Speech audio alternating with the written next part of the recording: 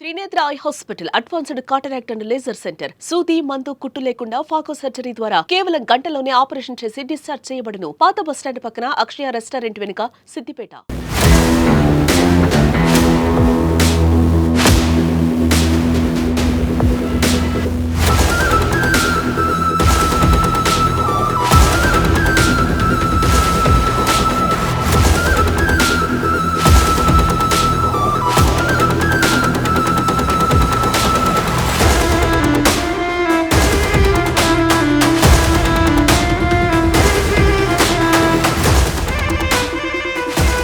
సైదాపూర్ మండలంలో శివరాంపల్లి గ్రామానికి చెందిన ఒక బాలిక ఇంటర్మీడియట్ ఫస్ట్ ఇయర్ చదువుతున్న అమ్మాయి.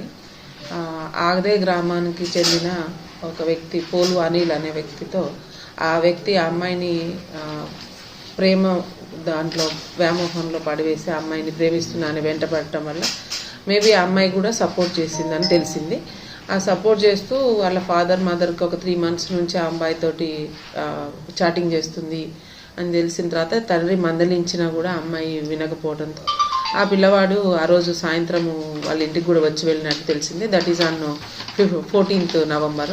అయితే తండ్రికి ఏ విషయం తెలిసిన తర్వాత అమ్మాయిని కొంచెం కోపం చేస్తే అమ్మాయి ఆ అబ్బాయిని ఎక్కడ వెళ్ళిపోతుందో చెప్పినా వినట్లేదు అనే ఒక భయంలో ఆ పిల్లని పాయిజన్ ఇచ్చి ఆ పాపని పాయిజన్ ఇచ్చి మళ్ళీ ఎందుకన్నా మంచిది మళ్ళీ బతుకుతుందేమో అనే ఉద్దేశంతో గొంతు నులిపి కూడా తల్లి తండ్రి సొంత తల్లిదండ్రులు ఆమెని చంపేసి తెల్లారి పొద్దున ఆమెని పోలీస్ స్టేషన్లో ఒక దరఖాస్తు ఇచ్చారు. ఆమెకి కడుపు నొప్పి ఉంది, అందువలన చనిపోతుంది, ఆరోగ్యం మంచిగా లేక ఇబ్బంది పడుతూ చనిపోయింది పాయిజన్ తీసుకోనని కంప్లైంట్ చేయడం జరిగింది. కానీ కొంచెం మాకు సమాచారం అందింది ఆమె ఎట్లాంటి ఆరోగ్య పరిస్థితులు ఉన్నాయో ఒకసారి చెక్ చేసినాం. ఆ సిచ్యువేషన్ అంతా కూడా కొంచెం మాకు సస్పిషియస్ అనిపించి దాని మీద పూర్తి స్థాయి విచారణ చేసిన తర్వాత దానికి సపోర్టివ్గా మాకు FSL రిపోర్ట్ కూడా రావడం జరిగింది. ఇది గొంతు నులిమి చనిపోతే థైరాయిడ్ బోన్ అనేది ఫ్రాక్చర్ ఉంటుంది.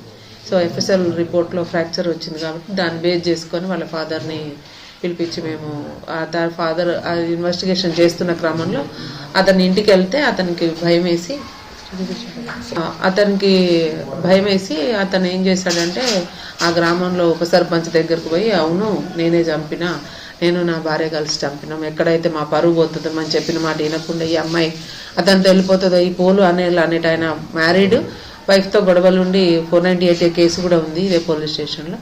అతను ఎక్కడ వలలో పడింది కాబట్టి అమ్మాయి చిన్నపిల్ల చెప్తే వింటదో లేకపోతే మళ్ళీ ఇంట్లో నుంచి వెళ్ళిపోతుందేమో అనే భయంతో నాకు ఇంట్లో పెళ్లి కావాల్సిన అమ్మాయి పెద్ద పాప ఉంది, కుటుంబం బరువు పోతుంది అనే ఉద్దేశంతో వాళ్ళు అనుకొని ఇద్దరు కలిసి అదే రోజు రాత్రి ఆ అమ్మాయిని పురుగుల మందు తాగించి తర్వాత ఆమె గొంతు నులిమి కూడా చంపేసినట్టుగా మాకు అతను ఉప సర్పంచ్ గారి దగ్గర కన్ఫెస్ అయితే వారు ఇచ్చిన సమాచారం మేరకు ఈరోజు సెక్షన్ ఆల్టరేషన్ చేసి అతను కస్టడీలోకి తీసుకోవడం జరిగింది.